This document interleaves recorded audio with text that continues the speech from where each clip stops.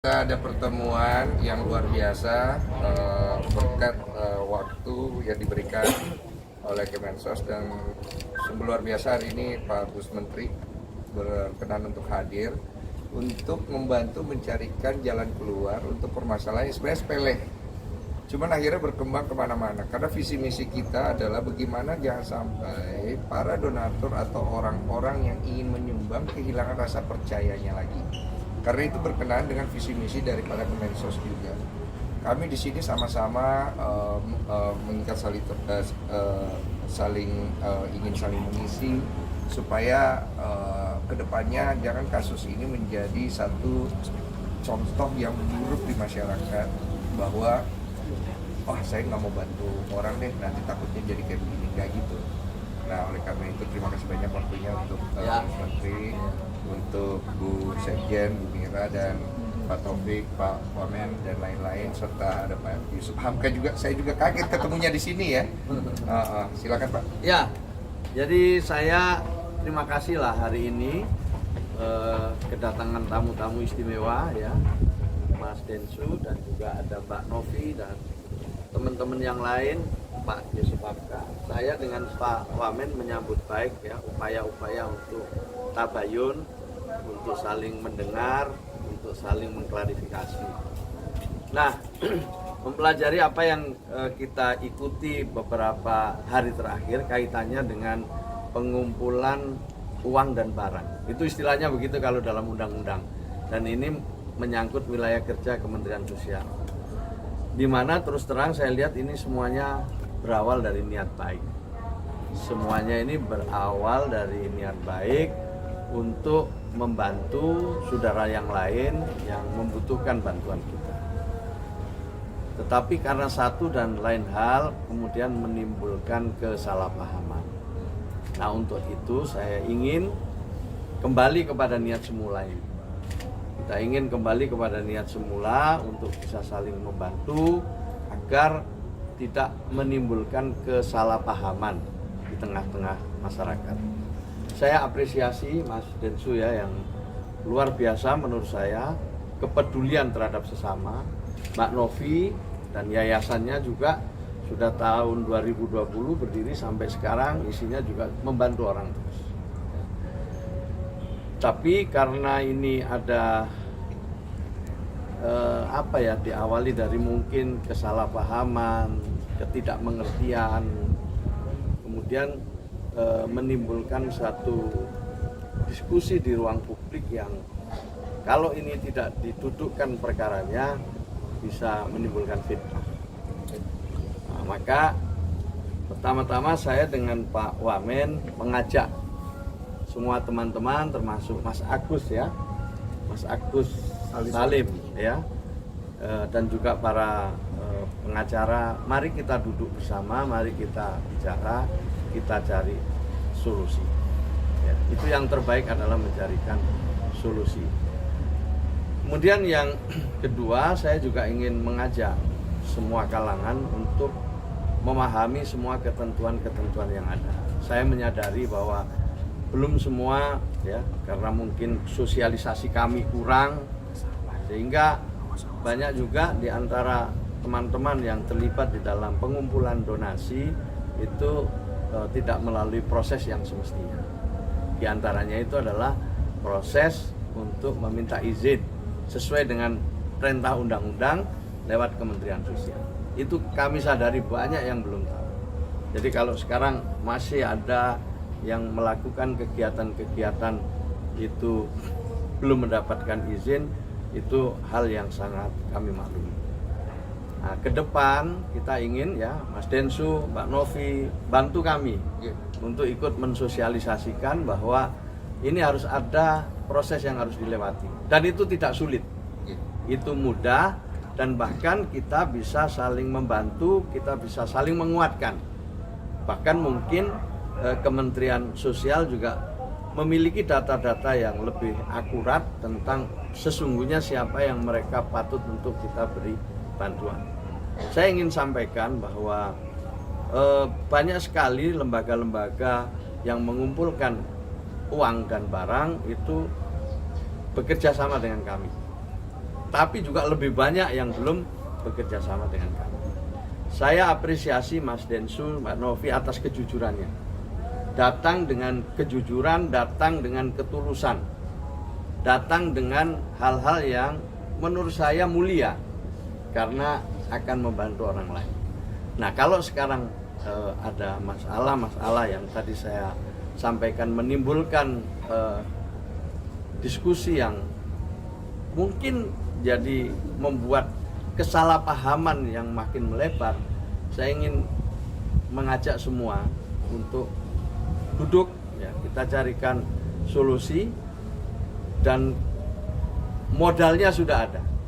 Modal yang disampaikan oleh Mas Densu, Mbak Novi, dan lain-lain itu adalah modal besar untuk kita semua ke depan bisa lebih baik. Jadi kalau saya ditanya, semua bisa berkontribusi membangun kebaikan-kebaikan ke depan. Saya kira ini tambahan saya, ya. Pak Menteri, mungkin izin, ada yang tanya. Mungkin Pak Menteri nanti akan duduk bareng Agus sekalian dengan teman-teman yang lain gitu. Ya, kami akan ya kalau misalnya ketemu di sini boleh, saya datang ke rumahnya juga boleh. Maunya seperti apa, tapi kami ingin ketemu, kami ingin duduk, kami ingin bicara dari hati-hati. Ya. Jadi di mana saya ingin ketemu. Tabayun. Ini hal yang baik. Ya, ada lagi? Oke, pertemuan tadi berarti poin-poinnya apa aja yang disepakati oleh Pak Menteri? Ya, sebelumnya Mas Densu, Mbak Novi kan sudah ketemu sama Dirjen, sama staf-staf kita, ya, membahas berbagai hal yang terkait dengan isu ini gitu. Nah, tadi ketemu saya secara langsung dan ketemu dengan Pak Wamen, kita mendalami masalah-masalahnya, kemudian kita identifikasi mana-mana yang kira-kira ini menjadi poin penting untuk islah itu, untuk mencari jalan terbaik, ya, cari solusi. Ya, itu aja, ya. Oke. Pak Menteri, maaf ya, mungkin soal tuduhan mungkin Yayasan Teknopi katanya ditegur dari Pak Menteri, itu benar gak sih? Siapa? Yayasan Teknopi kan ditegur katanya seperti itu karena kan tidak mendapatkan izin. Tepatnya ya tidak teguran lah, ini diskusi. Tepatnya kita akui ya bahwa sosialisasi kami mungkin yang kurang gitu, ya. Saya juga baru 1 bulan lebih dengan Pak Wamen ini dilantik, kami sedang mempelajari, dan kita harus akui jujur bahwa banyak orang yang belum tahu gitu, tentang aturan-aturan ini. Dan dalam aturan itu tentu ada pertanggungjawaban. Di samping dapat izin, nanti ada pertanggungjawaban. Uang yang sudah didapat atau barang yang sudah didapat itu dipergunakan untuk apa. Kemudian perlu diaudit baik oleh pihak yang berwenang maupun oleh masyarakat secara luas. Pak Yusuf Hamka misalnya juga ini orang dan juga salah satu figur, ya, yang suka memberikan bantuan gitu. Jadi sebenarnya saya ingin menyampaikan, tentu kalau toh ada kekeliruan kita akan bisa luruskan secara bersama-sama ke depan. Jadi mari kita mulai ke depan hal-hal yang baik ini dengan tata kelola yang baik. Yang baik ini kita mulai dengan tata kelola yang baik. Dan saya senang sama Mas Densu, ya, saya terus terang ya belum tahu, saya baru tahu sekarang, ngomong apa adanya. Tapi niat kami begini-begini itu kan satu hal yang menurut saya sudah cukup bagi kita sebagai modal untuk mencari solusi. Gitu, Pak. Mungkin orang-orang seperti Tenovi, Bang Densu dan Pak Yusuf Hamka yang suka membantu orang kan mungkin banyak sekarang, Pak, di media sosial, melalui media sosial. Itu ada regulasi sendiri nggak sih, Pak, untuk membantu orang supaya tidak terjadi lagi nih seperti ini? Ya, regulasinya tuh sementara ini cukup jelas, ya, supaya mengajukan izin lewat Kementerian Sosial, dan dengan izin itu kemudian ditindaklanjuti dengan tata kelola yang baik gitu loh. Jadi siapapun boleh mengumpulkan barang dan orang dengan izin. Setelah itu ditunjukkan tata kelola yang baik, pertanggungjawabannya, dan kalau perlu memang publik bisa ikut mengaudit, apalagi sekarang dengan medsos seperti ini. Ya, nanti Mas Densu juga bisa menyampaikan, ini saya sudah bisa bantu sekian, kemarin saya lewat podcast saya menyampaikan ini, dan sekarang sudah didapat sekian dari sekian banyak orang. Nah, uang yang sudah didapat ini diperuntukkan 1, 2, 3, 4. apa yang bisa dilihat di situ kemudian adalah sudah digunakan berapa, sisanya masih berapa, dan kalau masyarakat masih ingin menambah silakan. Dan dengan begitu insya Allah kepercayaan itu akan tumbuh. Bukan kesalahpahaman, tapi kepercayaan akan tumbuh. Orang yang dibantu juga ngerti gitu. Nggak kemudian yang dibantu ini mimpinya macam-macam. Kalau orang itu nggak sadar dibantu malah mimpi macam-macam, malah nanti tidak tepat sasaran. Pak, untuk donasi Agus Salim sendiri memang sudah sesuai prosedur atau gimana sih? Ya saya belum bisa, saya harus pelajari dulu. Ya. Jadi yang penting kan ada niat baik ini mau bantu. Sebenarnya yang paling utama itu Mas Agus ini sembuh dulu. Jangan masuk dalam kontroversi ini terlalu lama ya. Itu sembuh dulu. Yang ini ya satu soal harus diislahkan ya. Tapi yang penting ini berobat ini penting. Ya, itu utamanya itu berobat. Kalau berobat itu ada waktunya gitu. Kalau terlambat kan juga makin tidak baik. Makin cepat makin baik kalau berobat. Pak Menteri, maaf mungkin ini kan permasalahan udah dihitung hampir 2 bulan ya, kalau ternyata melebar kemana-mana. Apakah nantinya uang dari yayasan itu akan diambil oleh Kemensos atau seperti apa? Banyak kan yang menyarankan seperti itu. Lebih baik tidak, permasalahan ini tidak melebar kemana-mana. Ya nanti kita lihat ya. Pokoknya kita juga nggak boleh menyelesaikan dengan melanggar hukum lagi gitu. Jadi menyelesaikan tanpa masalah. Prinsip pegadian lah kita gunakan di sini.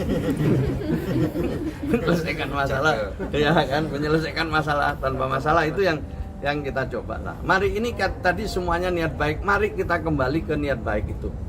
Kalau semuanya kembali ke niat baik, insya Allah tidak ada yang tidak bisa dicarikan solusi. Ya, Pak, intinya itu ya. Izin Pak, terkait donasi lagi Pak. Ini kan tujuannya untuk pengobatan Agus ya Pak, Ya. dikumpulkan oleh Tenovi dan juga Bang Densu. Ya. Nah, seandainya dari pihak Agus yang menggunakan untuk hal-hal lain, apakah itu termasuk penyelewengan atau gimana? Nah, itu yang harus ditanya kepada yang donaturnya kan gitu. Yang donatur mau nggak ini digunakan untuk keperluan lain? Kalau donaturnya nggak mau ya ini bisa jadi perkara juga gitu. Karena yang donatur itu niatnya ya mau bantu untuk pengobatan kan gitu kan. Dia tahu itu kan karena untuk pengobatannya Mas Agus. Yang saya tahu loh ini karena lewat podcast itu taunya itu. Kalau kemudian saya misalnya membantu untuk pengobatan tapi untuk dipergunakan yang lain kan ya saya bisa kecewa loh. Saya bisa kecewa. Itu. Jadi ini penting juga, makanya saya sekali lagi tata kelola itu menjadi sangat penting. Ya cukup ya. Ya, Pak Menteri. Ya, terima kasih ya. Ada yang salah.